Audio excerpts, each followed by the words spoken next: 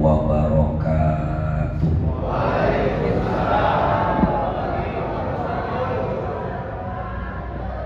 Bismillahirrahmanirrahim. Alhamdulillahilladzi asra bi'abdihi laylan minal masjidil harami ilal masjidil aqsa wa salawatullahi wa salamuhu ala sayyidina wa habibina wa syafi'ina wa maulana Muhammadin sallallahu alaihi wasallama an-nabiyil mujtaba wal murtada salatan wa salaman daimaini mutalazimaini alaihi wa ala alihi wa sahbihi wa azwajihi wa dhurriyyatihi wa ummatihi alladzina nalu bil barakati war ridha amma ba'da. Yaqulullahu subhanahu wa ta'ala fi kitabihil karim tabarrukan bi qiraatihi wa ta'abbudan bi tilawatihi. Bismillahirrahmanirrahim. Utlu ma uhiya ilaika minal kitabi wa aqimis sholat innas sholata tanha 'anil fahsya'i wal munkar. Masya Allah, hafal Quran ternyata. Saya baru baca awal ayat langsung bisa nerusin. Innas sholata tanha 'anil fahsya'i wal munkar. Nambahin doang gampang. Atratil mukarramin wal muhtaramin yang sama-sama kita muliakan dan kita hormati, para alimil ulama, para kiai, para asatidah, para tokoh masyarakat, di antaranya guru kita Al-Mukarram wal Muhtaram Al-Ustaz Dr. Asep Saifullah MA yang insya Allah nanti juga menyampaikan Al-Mawa'id Al-Hasanah. Guru kita Al-Mukarram Al-Ustaz Rudi, Al-Mukarram Al-Ustaz Hasan, Al-Mukarram Al-Ustaz Haji Samsul Hadi. Tidak ketinggalan Ketua DKM Masjid Jami' Babul Huda Al-Mukarram Bapak Haji Suntara, yang alhamdulillah masih ingat kalau saya dulu pernah ceramah juga di masjid ini saat masih ada almarhum al-maghfurlah Buya Kiai Haji Nurul Anwar. Dan Masya Allah Bapak hadirin, setelah saya sangat dekat dengan almarhum, saat ini juga qadarullah saya sekelas sama putranya Kiai Haji Dr. Iman. Ya, awalnya beliau juga nggak kenal saya di kampus, karena kalau di kampus nggak pakai gamis, nggak pakai sorban. Pas di sana perasaan kenal ini, nggak taunya putra almarhum sekarang melanjutkan perjuangan. Maka alhamdulillah malam ini saya bisa silaturahim lagi. Mudah-mudahan silaturahim kita diberkahi oleh Allah Subhanahu wa Ta'ala. Juga yang sama-sama kita hormati Bapak Kepala Desa kita Al-Mukarram Bapak Haji Suparta, Kadus Masir Sari Bapak Abud, juga para tokoh masyarakat yang hadir malam hari ini, yang mohon maaf saya tidak absen satu persatu namanya karena contekannya cuma nyampe sini doang. Jadi kalau ada nama yang gak disebut silakan komplain sama yang nulis. Bapak-bapak dan ibu-ibu hadirin hadirat jamaah Majlis Isra wal Mi'raj Nabi kita Muhammad sallallahu alaihi wasallam yang dimuliakan Allah Subhanahu wa Ta'ala. Malam ini kita bersyukur hanya kepada Allah Subhanahu wa Ta'ala yang alhamdulillah Kalau bukan karena taufik dan hidayah Allah, rasanya nggak mungkin kita bisa duduk lama-lama betah di sini, Pak. Biasanya kalau kita duduk di masjid, betahnya lama apa bentaran? Ngaku aja ngaku. Betahnya lama apa sebentaran? Ngaku aja. Tapi alhamdulillah malam ini kita niatin ngaji babul Isra wal Mi'raj. Insya Allah jam 12 baru pulang. Kuat apa enggak? Saya yang enggak kuat. Gua enggak kuat.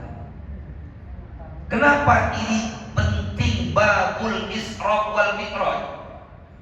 Karena ternyata peristiwa ini adalah peristiwa mukjizat yang Allah berikan kepada baginda Nabi kita Muhammad Sallallahu Alaihi Wasallam. Bahkan ayatnya udah berkali-kali dibacain. Bismillahirrahmanirrahim.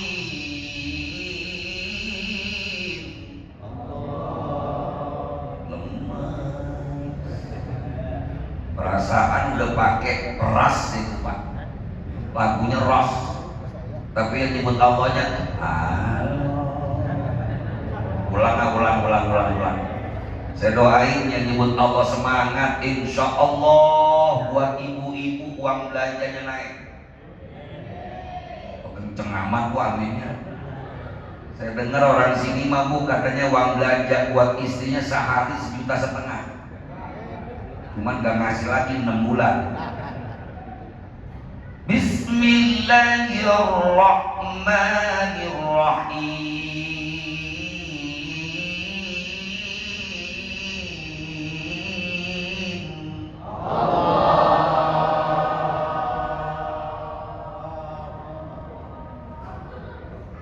Ada yang nambah nolong napas.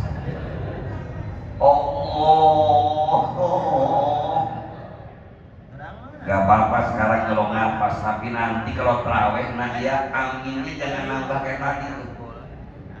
Kita kalau jadi imam, bocah yang amin suka nambah, kesel banget hati saya.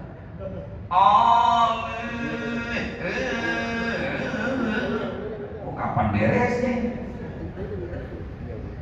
Subhanalladzi asra bi'abdihi laila. Luar biasa. Ini satu-satunya ayat, diperhatiin. Ini satu-satunya ayat yang Allah Subhanahu wa Ta'ala ceritakan tentang peristiwa Isra. Belum Mi'raj, belum. Kita kadang-kadang kata ini Isra Mi'raj, belum. Ini ayat Isra doang. Kalimatnya subhanalladzi asra. Baheula ngaji teh di kogom asra teh kalimat fi'il madhi. Binanya bina muta'addi. Saro jadi asro, fa'ala jadi af'ala. Paham? Kan ngaji tasib nah cenah gampang.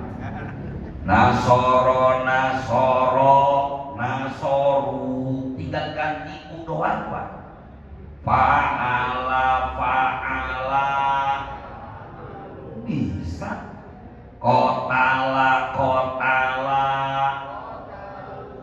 matala.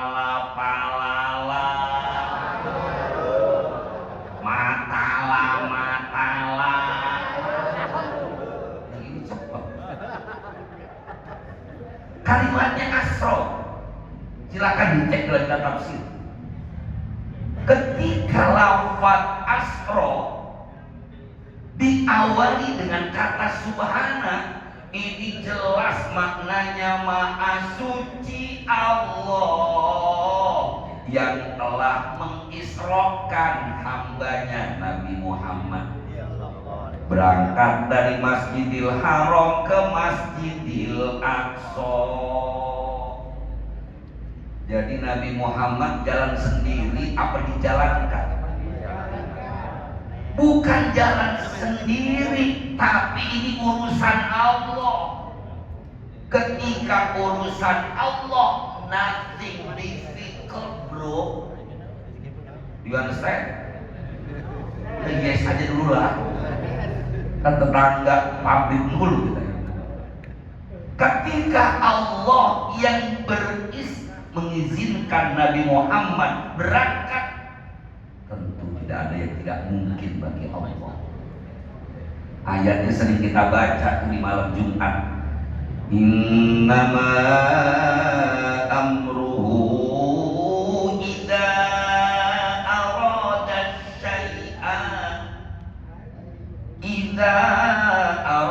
syai'an an yaqula lahu kun.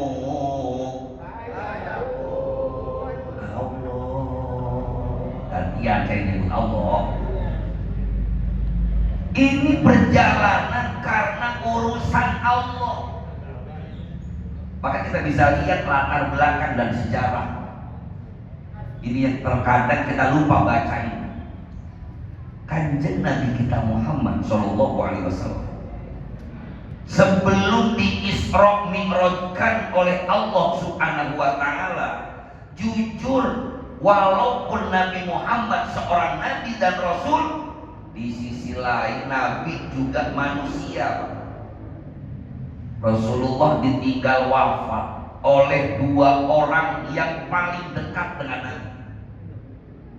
Yang pertama, Nabi ditinggal wafat oleh pamannya yang bernama Abu Thalib bin Abdul Muthalib. Kenal sama Abu Thalib? Kenalan di mana? Tahu sama Abu Thalib? Tahu ceritanya doang. Ini Abu Thalib seorang paman yang luar biasa. Walaupun menurut Al-Imam As-Suyuti, sayangnya beliau ini walaupun membela Kanjeng Rasul, beliau gak pernah beriman. Sampai-sampai Nabi nangis, ya Allah, ini paman saya, ini mamang saya ya Rasul. Bagaimana mungkin beliau yang ngebelain saya, tapi gak pernah bisa mengucapkan dua kalimat syahadat. Allah jawab, innaka la tahdi man ahbabta walakinnallaha yahdi man yasha. Sesungguhnya engkau ya Muhammad tidak bisa memberi hidayah kepada orang-orang yang kamu cintai, tetapi Allah lah yang memberikan hidayah kepada orang-orang yang dikehendaki. Maka di awal saya bilang bersyukur kita malam ini bisa ngaji. Karena apa? Hidayah dan taufik Allah Subhanahu. Bukan karena rumahnya dekat masjid, Pak. Bukan karena kenal dengan Ustaz Asep, belum tentu. Berapa banyak orang yang rumahnya dekat masjid tapi diajak ngaji MLS BGT. Apa bacanya, Bu? Males banget. Berapa banyak orang yang suara speaker sampai ke kuping, tapi diajak sholat berjamaah hesek. Ayat. Mana orangnya? Susah, Pak. Makanya hidayah mahal. Abu Thalib kurang dekat apa dengan Nabi? Tapi ketika Allah belum turunkan, belum berikan hidayah, dia nggak ambil hidayah itu, nggak jadi. Yang kedua, Nabi ditinggal wafat sama istri tercintanya yang bernama Khadijatul Kubra binti Khuwailid. Kira-kira kalau kita ditinggal mati sama istri, sedih gak sih, Pak? Kius. Bu, kira-kira ini sih kira-kira. Saya mau tanya dulu sama ibu-ibu, ibu sayang gak sih sama suami? Alhamdulillah. Bapak-bapak sayang sama istri? Kira-kira ibu-ibu saya tanya lagi, kalau seandainya malaikat Israel kasih pilihan, kata malaikat Israel datang, Bu, saya datang mau cabut nyawa ibu. Kira-kira kalau boleh suruh pilih, maunya yang mati duluan ibu apa suami ibu? Kira-kira siapa dulu, Bu? Astagfirullah. Katanya suami dulu biar mati duluan. Saya sengaja sampaikan, ternyata perjuangan itu butuh kawan. Seorang suami kalau istrinya solihah, ini dakwanya mantap. Apalagi ustadz kiai ngajar tapi istrinya nggak solehah, kira-kira puyeng nggak tuh ustadz? Baru mulai ya Rabbi bil Mustafa balil maqasidana waqfil lana ma madha ya wasi'al karami, udah WA istri. BNG LG DNN. Bisa bacanya? BNG Bang LG DNN. Lagi di mana? Lagi di mana? Lo udah tahu ngajar di WA-in mulu, liar apa kagak, Pak? Ini istri mau WA-in mulu. Jadi ketika Rasulullah SAW ditinggal wafat istrinya, wajar Nabi sedih, Pak. Walaupun mohon maaf saya nggak tahu orang sini kalau istrinya meninggal nangis apa enggak, wallahu a'lam. Jangan-jangan kalau istri kita yang meninggal dunia mata kanan menitikan air mata, mata kiri ngelirik janda tetangga. Itu ya Allah berat, Pak. Padahal Rasulullah SAW menikah dengan Khadijah, umur Kanjeng Rasul itu 25, selawe, umur jigo, punya istri umur 40 tahun. Kira-kira kalau perempuan orang Cikarang 40 tahun masih oke enggak? Oke dong. Ya, 40 tahun nikah sama bujangan umur 25 tahun udah lukset, udah sengklek. Tapi jangan bayangin Khadijah saudagar kaya dia, Pak. Tapi lihat kesolihahannya istrinya. Kata Khadijah, ya Muhammad, ya Rasulullah, kalau memang buat perjuangan Islam, semua harta saya aku serahkan kepadamu. Ada bini begitu, Pak. Pak, Bapak mau berangkat ngaji nih malam minggu di Masjid Babul Huda. Arek ngaji, mohon neng. Kalau mau ngaji biasanya kata kiai orang yang infak fisabilillah dibalas 700 kali lipat. Ya udah nih gelang neng, kalung neng, gelang kaki neng, duit semua serahkan buat infak fisabilillah. Ada yang begitu, Pak? Saya titip kalau ada istrinya model kayak begitu, perjuangan didukung luar biasa oleh istri. Kalau belum mati jangan dikuburin. Emang kenapa? Ngamuk bini. Inilah perbelakan Isra wal Mi'raj. Apakah Rasulullah SAW berangkat dalam keadaan berduka secara manusiawi? Sedih.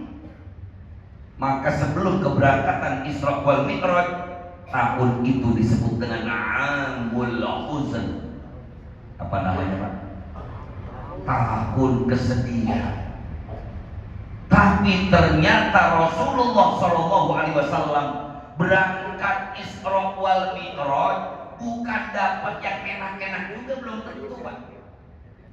Karena ternyata Nabi mendapatkan perintah yang berat.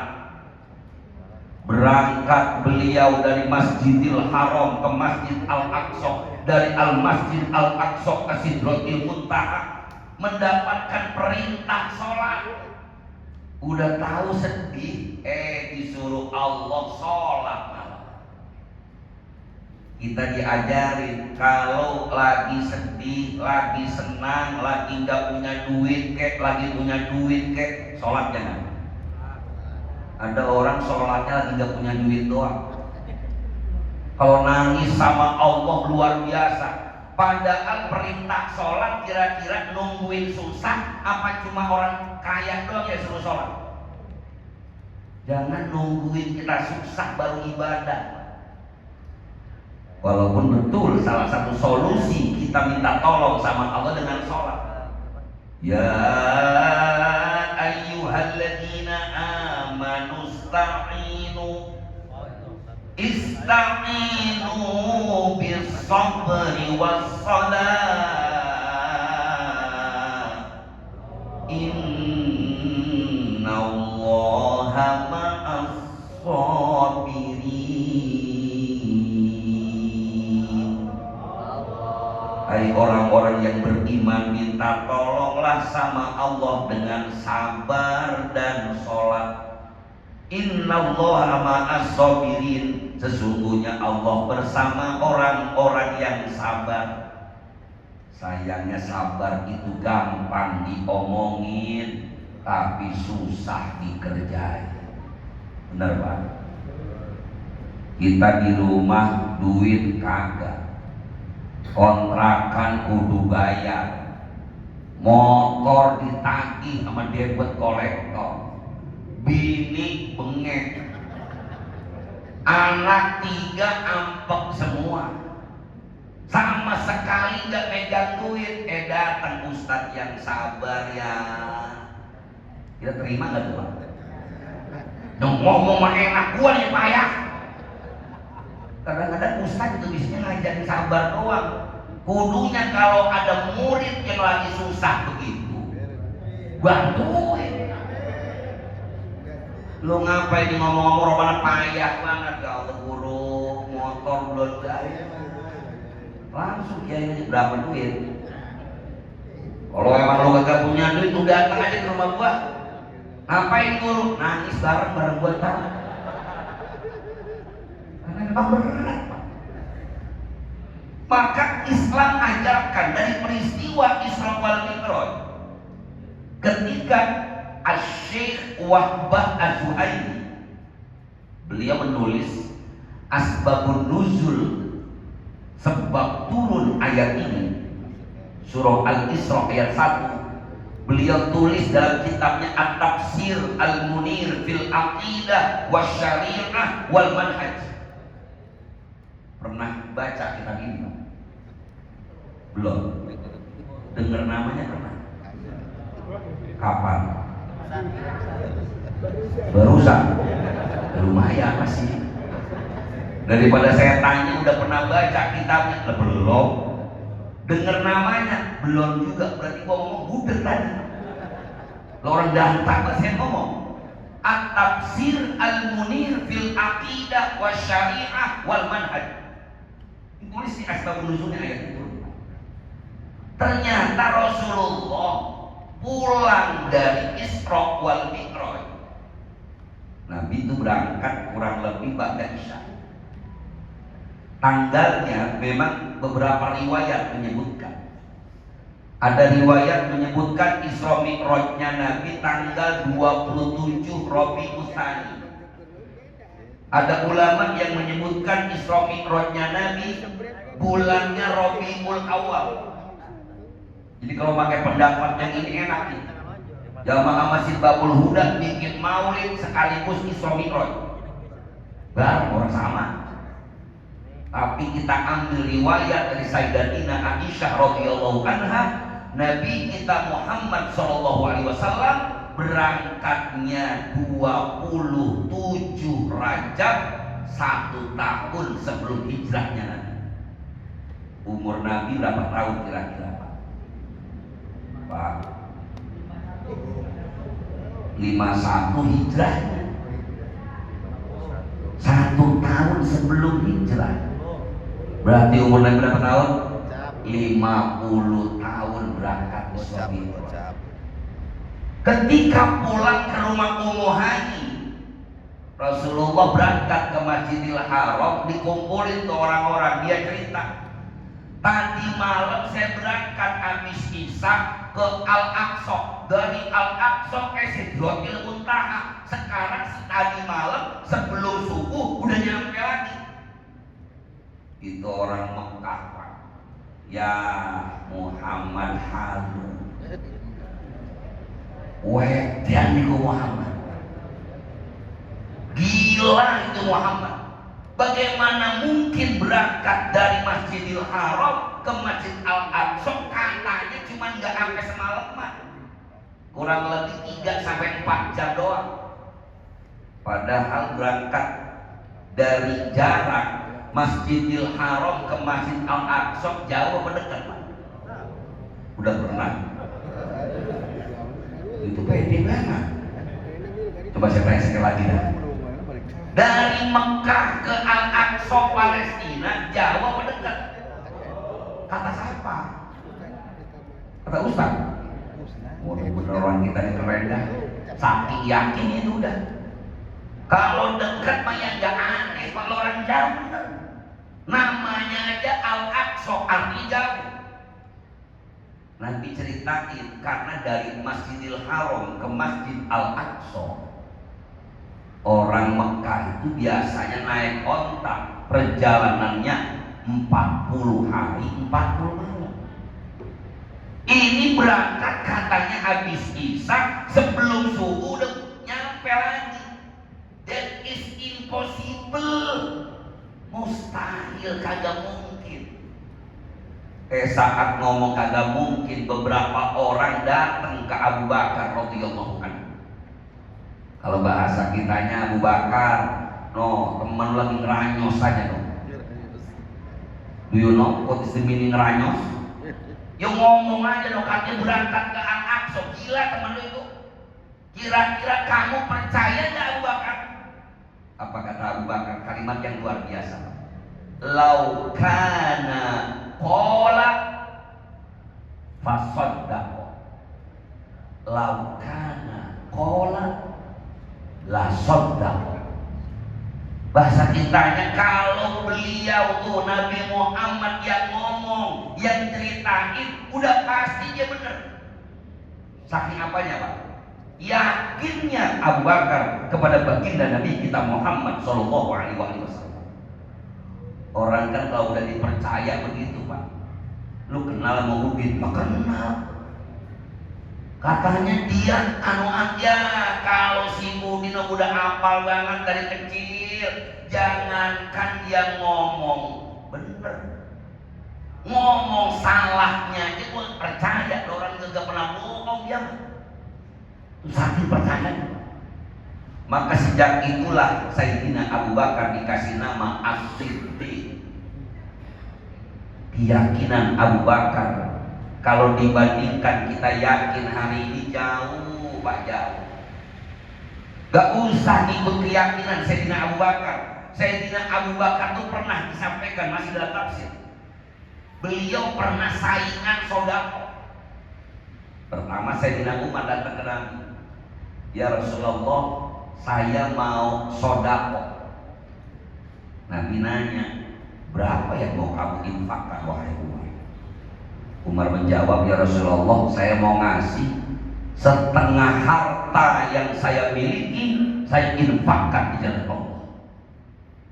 Kata Nabi, ahsan, keren. Datang Pak Abu Bakar radhiyallahu anhu.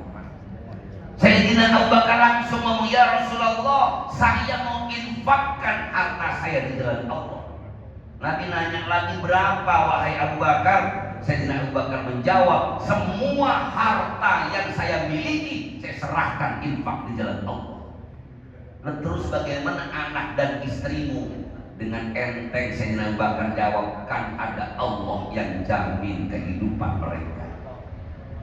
Kira-kira kita kalau bab sedekah ngikutin Sayyidina Umar apa Abu Bakar? Pak, nyambung ngikutin Sayyidina Abu Bakar.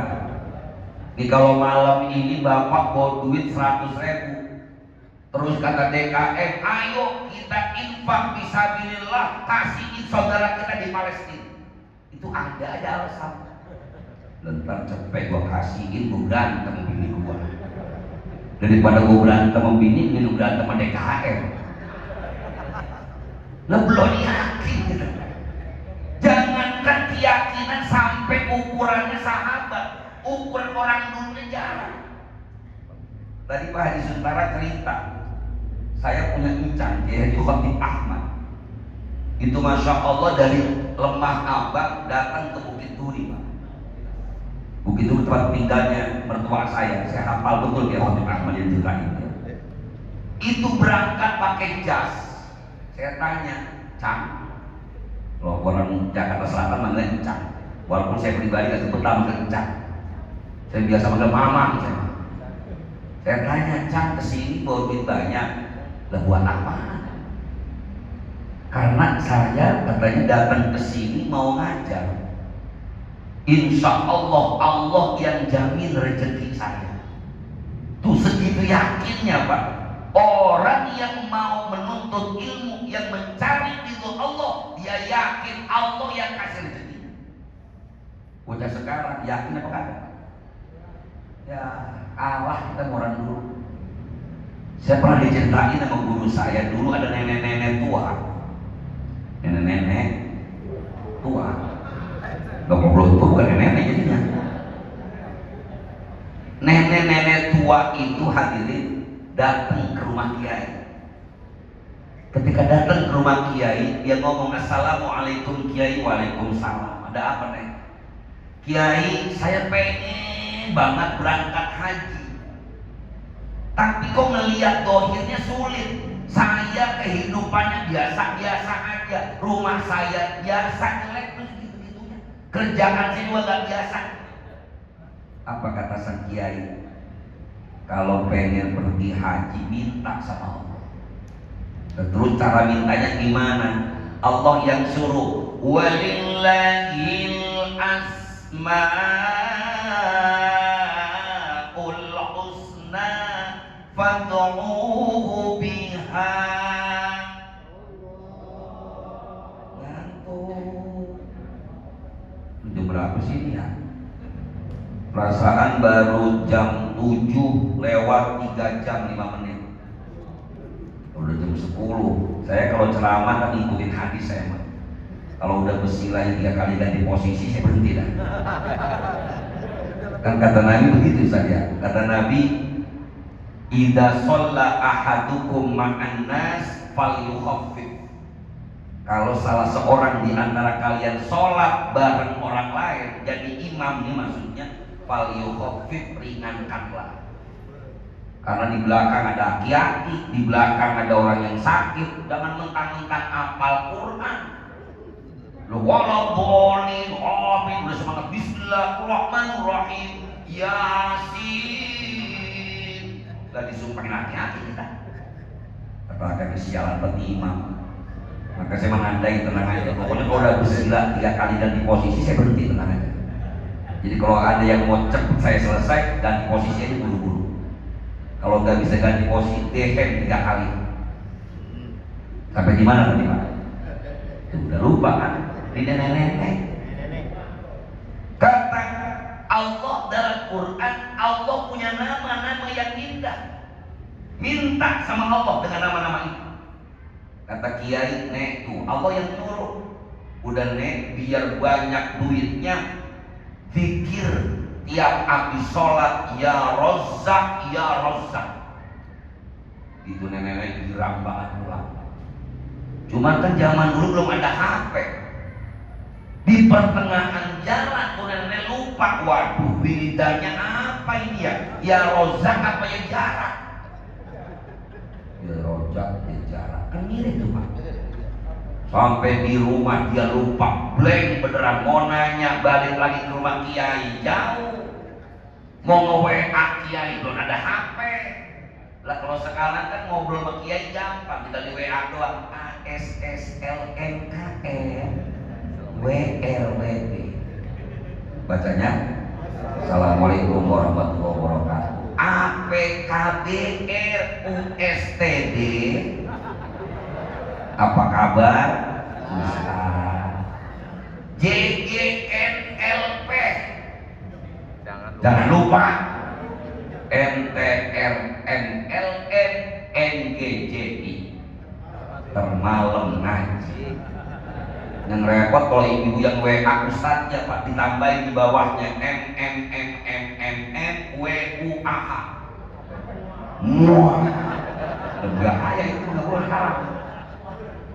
Singkat cerita Bapak Ibu yang saya hormati, karena tuh nenek lupa, yang dibaca bukan ya rosak, ya jarak, ya jarak, ya jarak, ya jarak, ya jarak. Dengan izin Allah, ternyata itu belakang rumahnya tumbuh pohon jarak. Banyak pun jaraknya Pak. Buahnya dikumpulin, dijualin, bibitnya dikumpulin. Dengan izin Allah, qadarullah 6 tahun nyetor haji cukup. Dulu kan namanya OHM dulu Pak. ONH, ongkos naik haji. Kalau sekarang terbalik, OHM, ongkos haji naik. Malah dikorupsiin lagi. Yang mudah-mudahan aja yang salah sekalian dihukum. Kalau emang agak salah, semoga Allah selamatkan. Kita belum tahu juga salah apa benar, orang belum keputusan hakim. Kita kan paling gedeg buat tuh ngeliat korupsi model begini, tapi sabar. Ada namanya asas praduga tak bersalah. Ini karena qadarullah yang diisukan korupsi, orang NU berdebat orang Pak. Tuh yang tukang tahlilan, yang tukang murid, yang tukang isomiro, korupsi. Coba yang jenggotan mah kagak, tuh menang dia. Ini sengaja digiring biar kita benci sama NU Pak. Makanya asas praduga tak bersalah. Kalau yang bersalah hukum. Nih ketika udah nyetor haji, tuh nenek-nenek senengnya minta ampun Pak. Datanglah di rumah Kiai. Kiai, alhamdulillah saya udah setor haji. Saya kemarin cuma pengen pertama ngucapin terima kasih, yang kedua mau nanyain wiridan yang dulu Kiai kasih terusin apa kagak ini? Yang mana nih? Kiai wiridannya banyak. Apa kata Kiai? Yang mana coba? Lah itu Kiai yang dulu Kiai ngasih saya, kata Kiai Asmaul Husna, biar rezekinya banyak, minta sama Allah ya jarak, ya jarak. Kata Kiai, udah lama jadi Kiai, belum ada tuh ya jarak, ya jarak. Ternyata Kiai baru sadar Pak, ini salah nih, bukan ya jarak, yang bener ya Razzaq, wahai Allah yang ngasih rezeki. Guru saya cerita bilang gini Pak, kenapa ini doanya si nenek diijabah oleh Allah? Padahal salah apa benar dirinya? Cuman satu dari jawaban kita semua. 5 huruf ayat ya.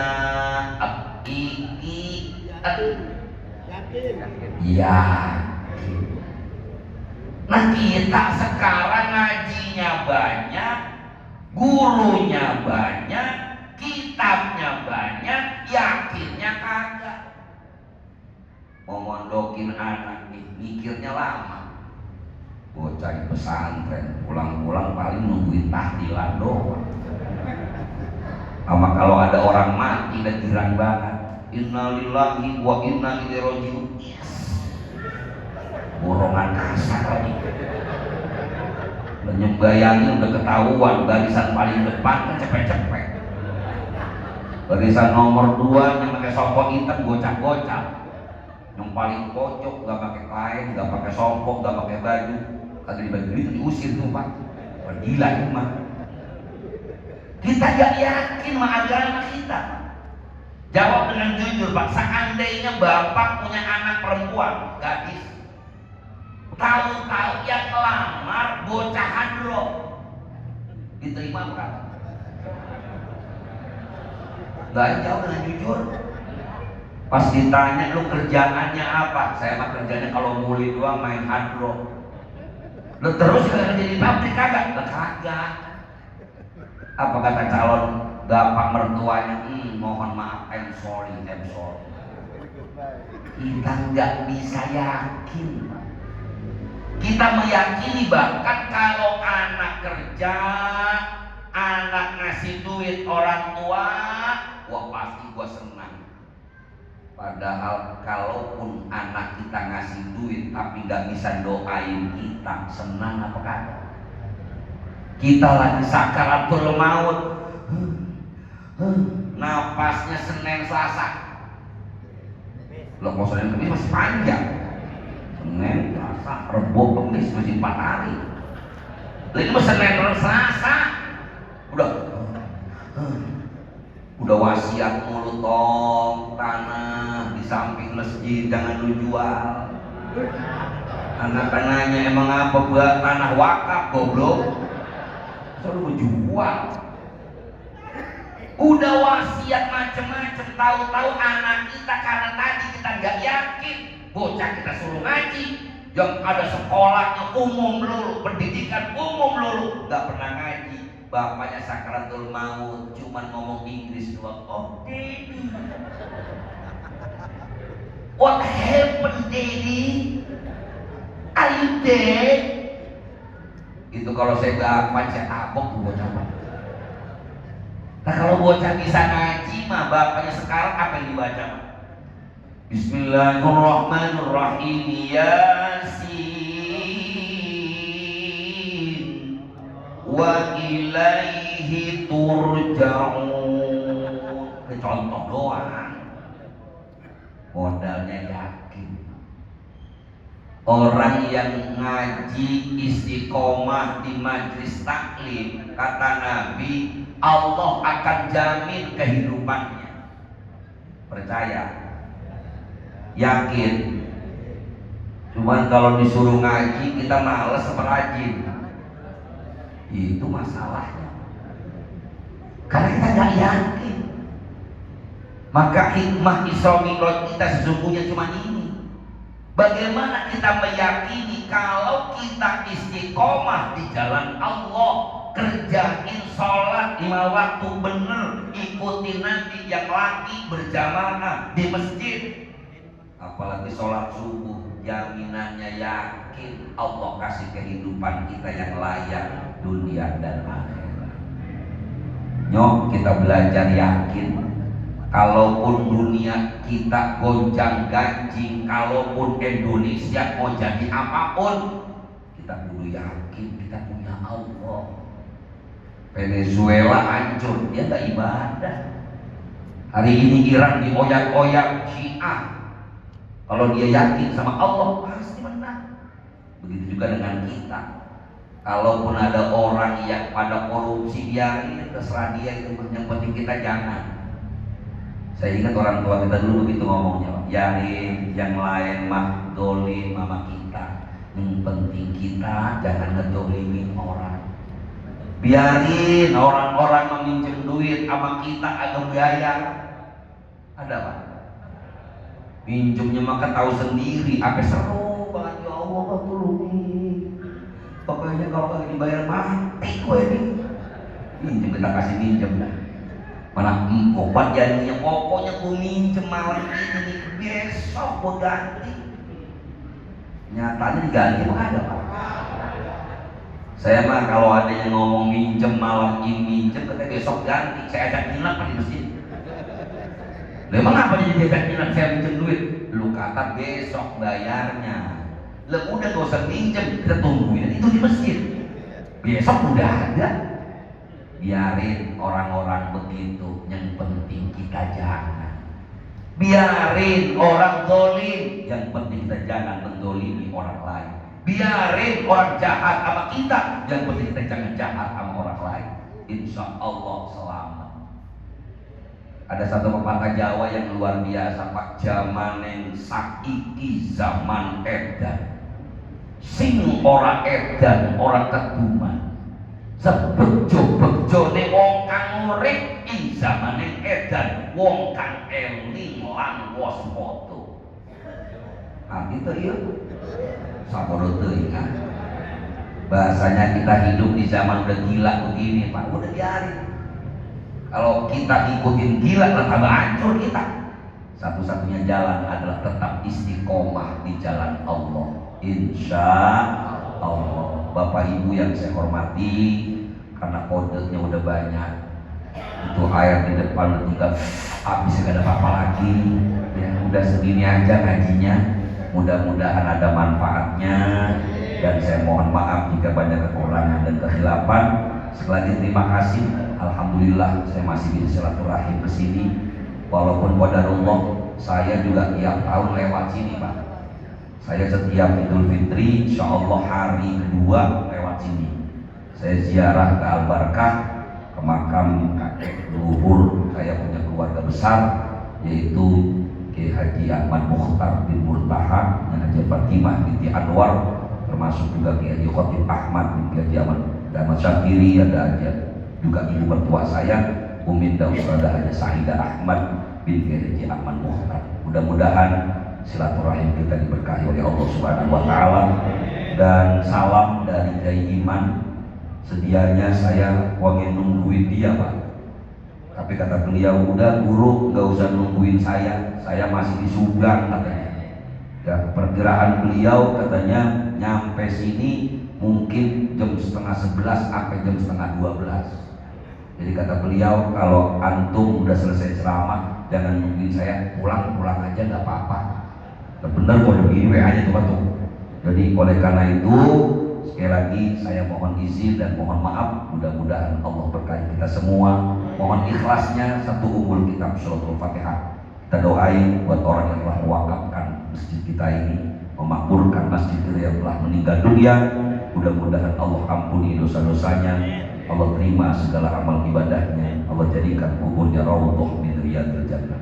Al-Fatihah ila hadhihi niyyah wa ala kulli niyyatin shalihah wa ila hadratin nabi. Al-Fatihah. A'udzu billahi minasyaitonir rajim. Bismillahirrahmanirrahim. Alhamdulillahirabbil alamin arrahmanir rahim maliki yaumiddin. Iyyaka na'budu wa iyyaka nasta'in ihdinas siratal mustaqim. Shiratal ladzina an'amta 'alaihim ghairil maghdubi 'alaihim waladdallin. Amin. Hadallahu wa iyyakum ajma'in. Wallahul muwaffiq ila aqwamit thoriq. Assalamualaikum warahmatullahi wabarakatuh. Assalamualaikum warahmatullahi wabarakatuh. Hadirin dan hadirat yang dirahmati Allah, itulah mau'izatul hasanah yang telah disampaikan oleh guru kita Dr. Kiai Haji